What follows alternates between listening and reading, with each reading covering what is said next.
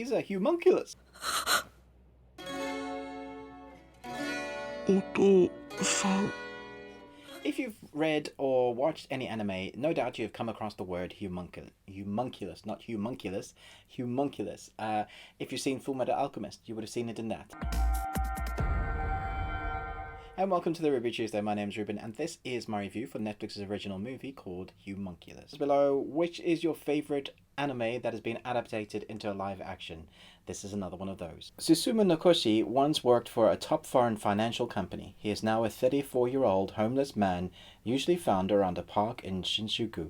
He then meets medical student Manabu Aito, who is looking for volunteers to undergo a surgical procedure known as trepanation. So this is a very interesting film, running in about 2 hours. I do want to give you a warning, though. There is a sequence that amounts to assault, basically rape. It's a very weird sequence. I'm not sure what to do with it myself. I felt really awkward watching it. It's one of those, you do get assault in films that sometimes that is the genre that they're going for. But in this one, it just felt weird. So I'm just giving a heads up that there is that really kind of dodgy scene. Let's get into the review. Homunculus is very interesting in the way they depict people who are homunculuses. So this guy gets a drill, he gets drilled into his forehead, and this gives him an almost sixth sense to see people who have a different, darker side to their subconscious in a form of weird things. So one woman has like a weird purse thing that's moving around her stomach. Another guy is like a domo arigato robot, and there are multiple various versions. And that, for me, was interesting enough to keep me entertained in this film. Then we get this weird, crazy scientist who's involved in these procedures. I would say crazy scientist. He's a young medical student, but he has that crazed look. He seemingly has different personas, and I thought that was a very interesting way to go. When he is this crazy scientist, he comes across as very unique, very different. He's great on screen, so he's very interesting to watch. If you've ever seen a film called Reanimator, then you'll know that the type of feeling that you get from this, it's not nearly as dark or as gory as any of those films, but it does have that. And one of the other things that reminded me of Reanimator is the color palette of this film. There are a lot of vibrant colors like nightlife, but especially greens, reds, and blues in the lights. It seems to be expanded, like they're kind of showing off that, and it looks great on camera, especially the cinematography, the sort of camera angles they used a lot in like the sharp, close corners with faces on them and sideways. You know what I mean when you see it. It's not artsy fartsy, but it's artistic and it looks good in camera. And then we get the acting from our two really main protagonists. Our main protagonist is an interesting character.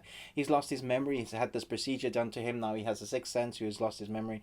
And at the same time, he is trying to work out what the scientist is actually about. He also has no physical emotion. So our main protagonist is a really complicated, interesting character to watch. And he's acting and his presence is very good. And then we have almost the juxtaposition of this guy who is too emotional, too crazy.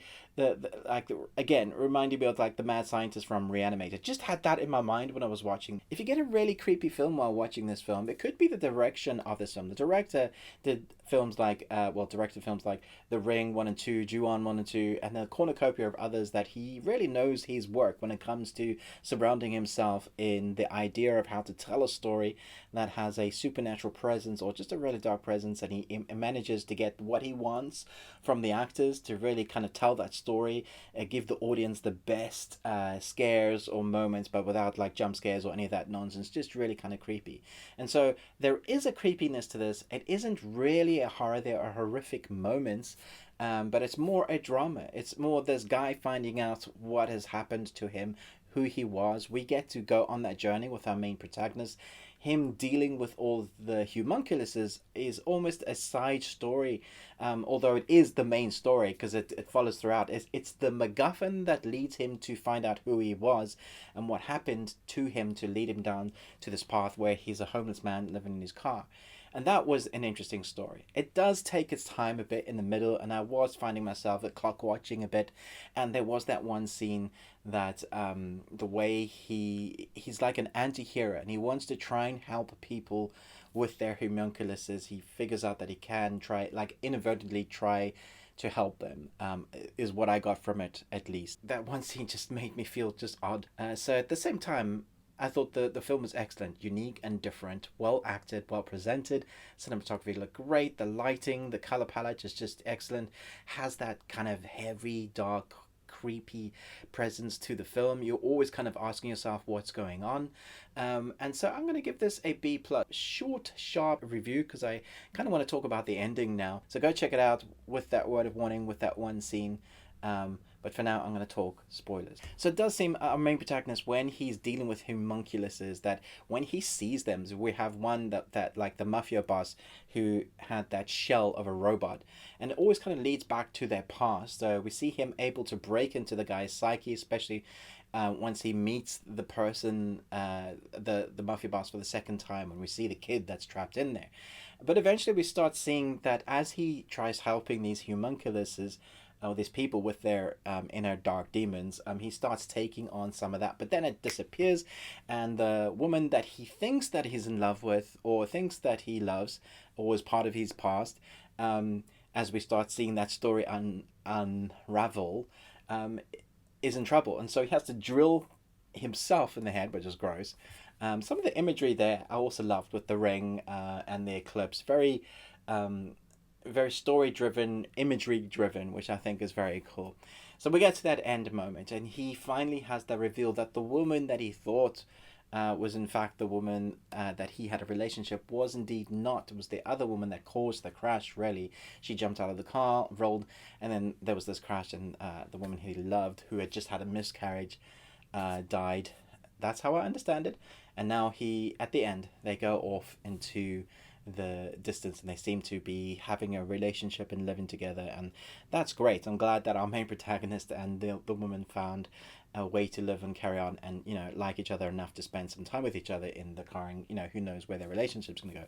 The interesting part is where the crazy kind of scientist, the medical student, drills the hole in himself, and he's just smiling there like he's gone and lost his brain a bit, but he's looking out in the entire city and he's smiling. It looks like he's gotten what he's wanted. So I do wonder how long he's going to keep that homunculus vision, and what like his sixth sense powers are going to be. We had that juxtaposition of the photograph of the woman he said that did that to herself, and she was smiling, and so we kind of knew that the film was always pointing to where that was going to go. So my theory is that if we ever get like a sequel, that he'll end up doing that to more people, maybe tracking down our protagonist, and he's going to maybe absorb the powers, I guess, take on the abilities of the homunculus by helping them in the way. Whether that's possible, I don't know. Let me know if you've read the manga, because this is a very interesting story. I would love to know how accurate it is to the manga. Thanks so much for watching. It's been most of all. Until next time, remember, live long and choose.